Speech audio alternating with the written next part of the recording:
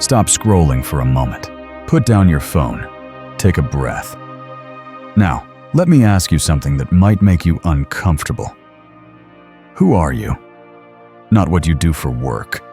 Not your Instagram bio.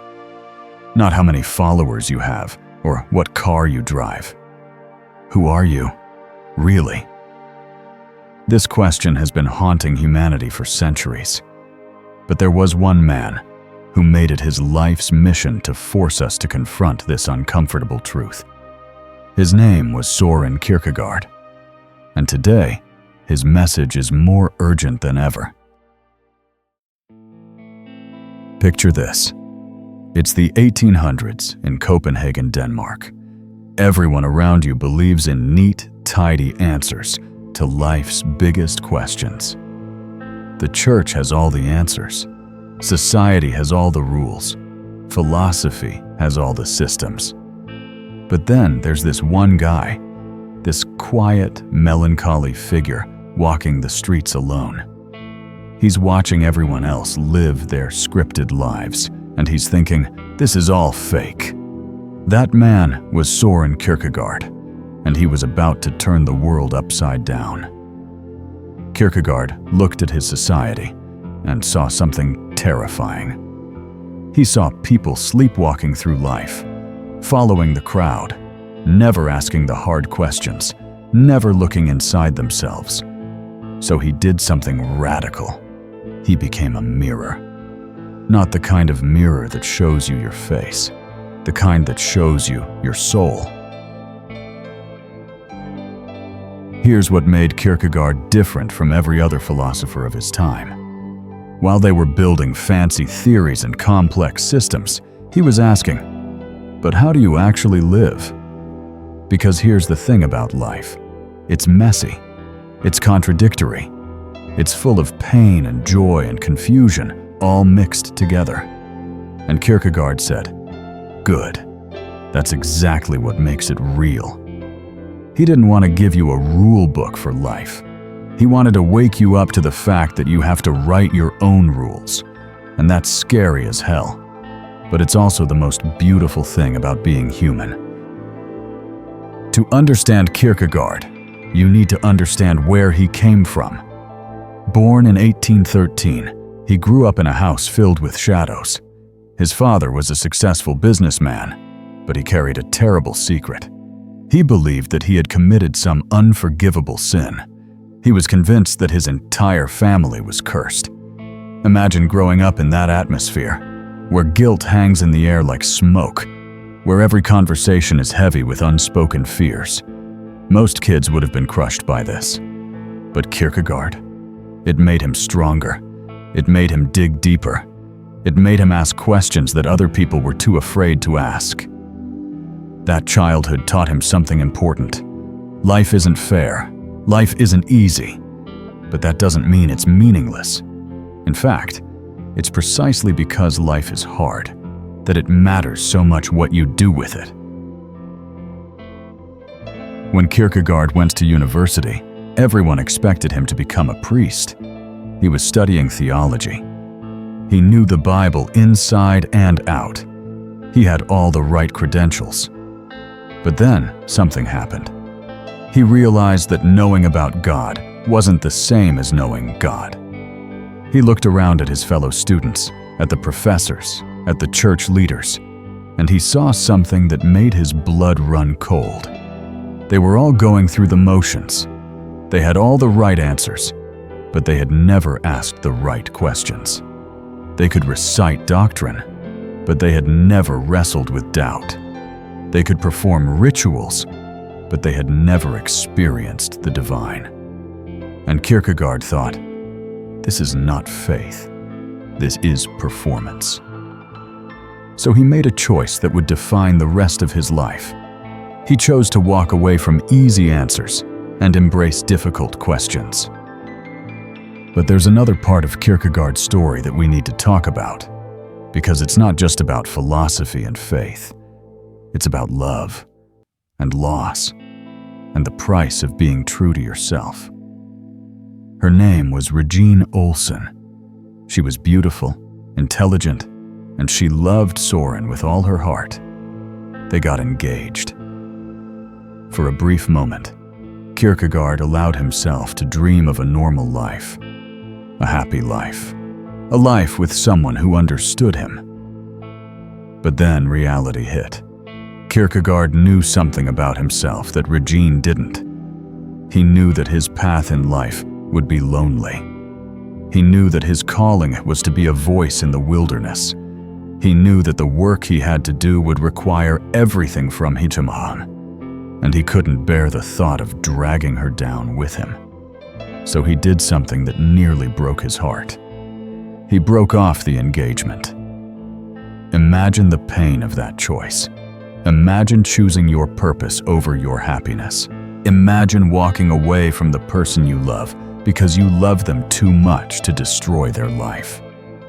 This decision haunted Kierkegaard for the rest of his days, but it also freed him to become who he needed to become. After losing Regine, Kierkegaard threw himself into writing. But he didn't write under his own name. Instead, he created a cast of characters, different pseudonyms for different perspectives. Why? Because he understood something profound about truth. Sometimes, to tell the truth, you have to wear a mask. Each of his pseudonyms represented a different way of looking at life. Different stages of human development. Different approaches to the big questions. It was like he was having a conversation with himself. A public conversation about the most private things. And through this conversation, he mapped out what he saw as the 3 stages of human existence. Kierkegaard believed that every person goes through 3 potential stages in life. Think of them as 3 different ways of being human. The aesthetic stage.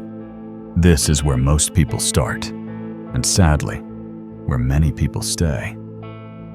In this stage, life is all about pleasure, about avoiding pain, about entertainment and distraction, and keeping yourself busy so you don't have to think too hard about anything. Sound familiar? The aesthetic person lives for the moment. They jump from experience to experience, always looking for the next high, the next thrill, the next escape from boredom. But here's the problem. It doesn't work. Eventually, the pleasure fades. The distractions lose their power, and you're left with a terrible emptiness. The ethical stage. Some people, when they hit that wall, make a choice. They decide to live by principles, by duty, by moral rules. This is better than the aesthetic stage. At least now you're taking responsibility for your actions. You're thinking about right and wrong. You're trying to be a good person. But Kierkegaard saw a problem here too. When you live purely by rules, you can become rigid, judgmental. You can start to think that following the rules makes you better than other people. And you can lose touch with the mystery and wonder of existence. The religious stage. This is the highest stage, but it's also the most dangerous, because it requires something that goes against everything we've been taught. It requires a leap of faith, not faith in a particular religion or doctrine, but faith in something beyond logic, beyond proof, beyond certainty. It's like Abraham on Mount Moriah, ready to sacrifice his son because God told him to. It makes no sense. It goes against everything we know about right and wrong. But sometimes, Kierkegaard said, you have to make choices that can't be explained. You have to trust something deeper than reason. Now, here's where Kierkegaard gets really interesting. He talked about something he called the sickness unto death. But he wasn't talking about physical death. He was talking about spiritual death. Despair. Most people, when they hear the word despair, think it's something to be avoided at all costs. But Kierkegaard had a radical idea. He said despair might actually be a good thing. Because despair is what happens when you finally stop lying to yourself. Think about it. When do you feel most desperate? When you're pretending to be someone you're not. When you're living a life that doesn't match who you really are. When you're going through the motions, but your soul is screaming. That despair? That's not your enemy. That's your alarm clock. It's your soul saying, "Wake up, you're not living, you're just existing." Kierkegaard had a deep distrust of crowds, not because he didn't like people, but because he saw what happened when people got together in large groups. They stopped thinking for themselves. They started following leaders without questioning. They found comfort in conformity. And they lost their individuality. He wrote, "The crowd is untruth." What he meant was that truth isn't something you can vote on. It's not something you can decide by consensus. Truth is personal. It's individual. It's something you have to discover for yourself. This doesn't mean you should ignore other people or live in isolation, but it does mean that you can't let the crowd do your thinking for you. You have to stand alone sometimes.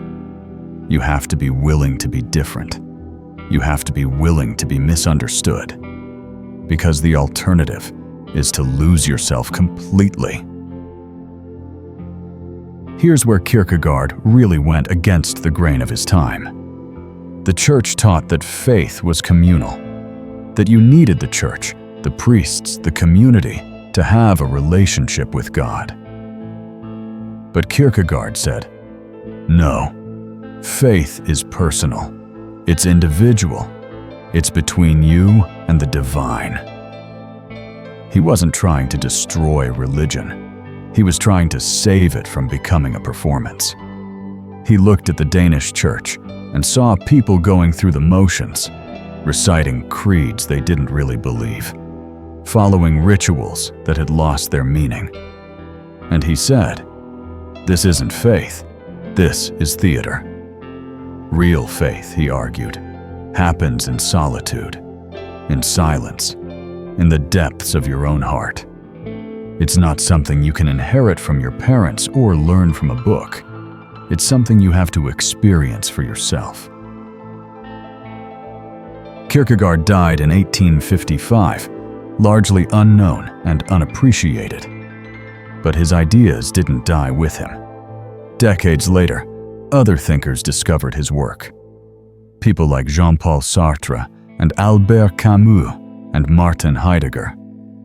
They took his ideas about individual existence and personal responsibility and built a whole philosophical movement around them.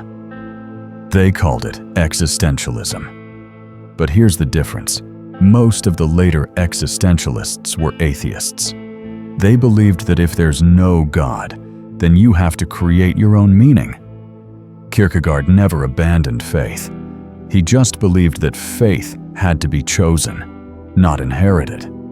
He believed that the relationship between the individual and God was the most important relationship of all. If Kierkegaard were alive today, what would he think of our world? I think he'd be fascinated and horrified in equal measure. Fascinated because we have more individual freedom than any generation in history. We can choose our careers, our relationships, our beliefs, our identities. But horrified because so many of us are using that freedom to avoid making real choices. We curate our online personas instead of developing our real selves. We seek validation from strangers instead of looking inward for truth. We distract ourselves with endless entertainment instead of facing the big questions. We follow influencers instead of following our own path. Kierkegaard would look at social media and see the ultimate aesthetic existence. Endless pleasure-seeking, constant comparison, never-ending distraction from what really matters. But he wouldn't judge us. He'd ask us, Are you still in there? Underneath all the noise and performance and pretending? Are you still there? Here's Kierkegaard's challenge for us today. Stop performing. Start being. Stop trying to be who you think you should be and start figuring out who you actually are. Stop looking for answers outside yourself and start listening to the voice inside. Stop following the crowd and start walking your own path. This isn't easy. In fact, it's terrifying. Because when you stop pretending, you have to face yourself. All of yourself. The good, the bad, and the ugly. You have to own your choices, your mistakes, your failures. You have to take responsibility for your life. But here's the beautiful thing. When you stop running from yourself, you start running toward yourself. When you stop trying to be perfect, you start becoming real. When you stop living for other people, you start living for the right reasons.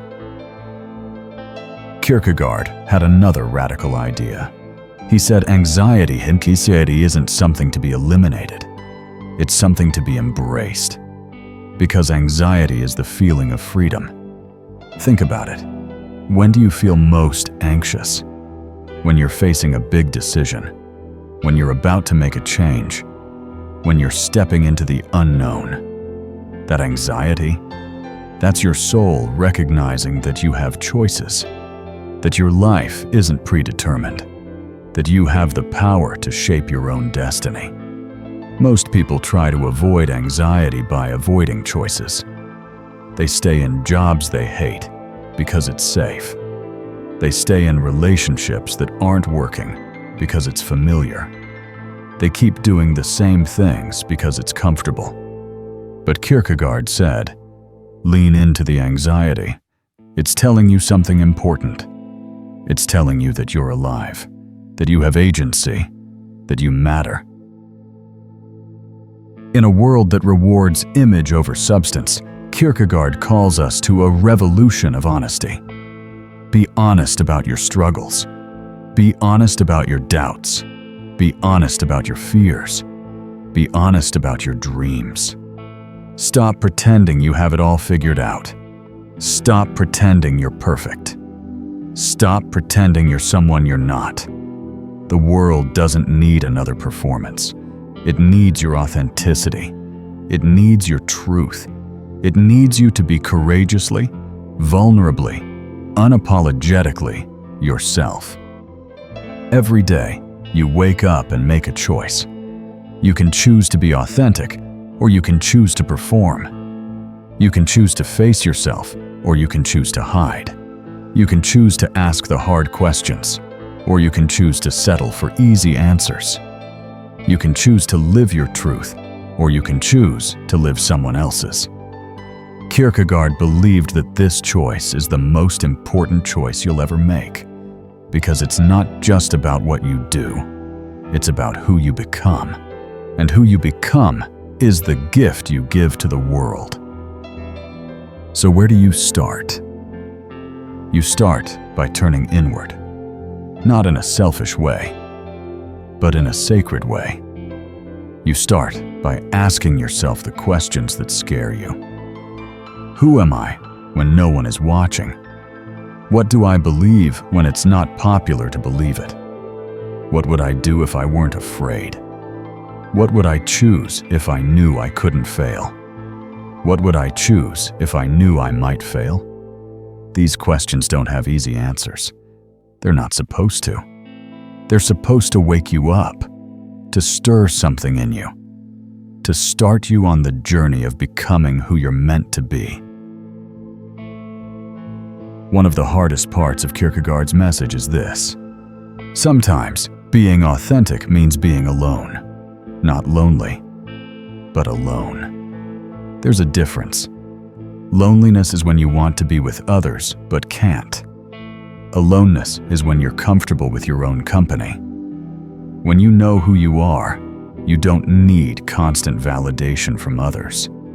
When you're secure in your own identity, you don't need to follow the crowd. When you're connected to your own truth, You don't need to perform for applause. This doesn't mean you should isolate yourself. Relationships are important. Community matters. But you should engage with others from a place of strength, not weakness. From authenticity, not desperation. For Kierkegaard, faith wasn't about having all the answers. It was about being comfortable with questions. It wasn't about certainty. It was about trust. It wasn't about proof. It was about experience. This is what he called the leap of faith. Not because it's irrational, but because it goes beyond rational. It's like falling in love. You can't prove why you love someone. You can't logic your way into it. But you know it when you feel it. And once you feel it, it changes everything.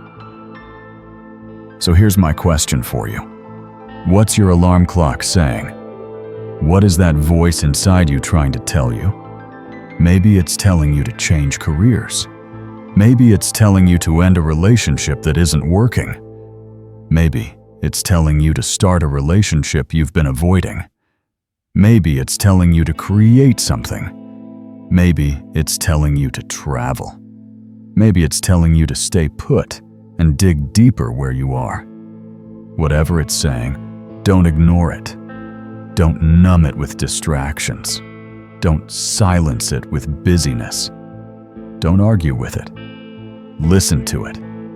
Because that voice, that's not your enemy.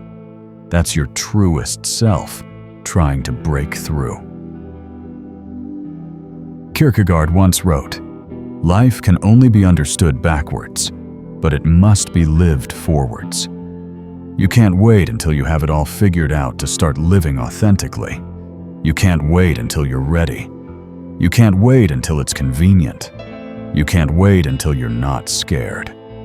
You have to start now, with what you have, where you are. Because here's the truth, you'll never be completely ready. You'll never have perfect clarity. You'll never eliminate all risk. But you can, start being real. You can start being honest. You can start being you.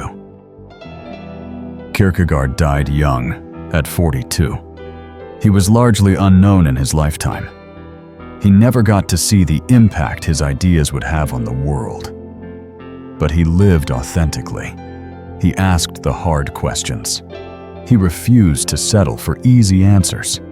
He chose truth over comfort, authenticity over applause, solitude over conformity. And because he made those choices, his voice still speaks to us today. Your life might not change the world the way Kierkegaard's did, but it might change your world. And that's enough. That's more than enough. That's everything.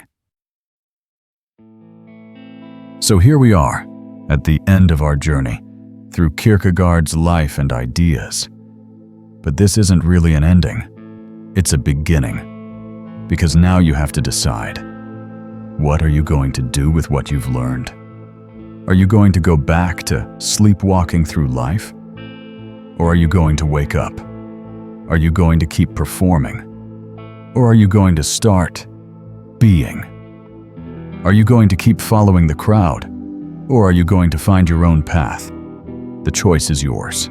It always has been. But now you know that you have a choice, and that changes everything. Remember, you are not a passenger in your own life. You are the driver. You are not a victim of circumstances. You are the author of your story.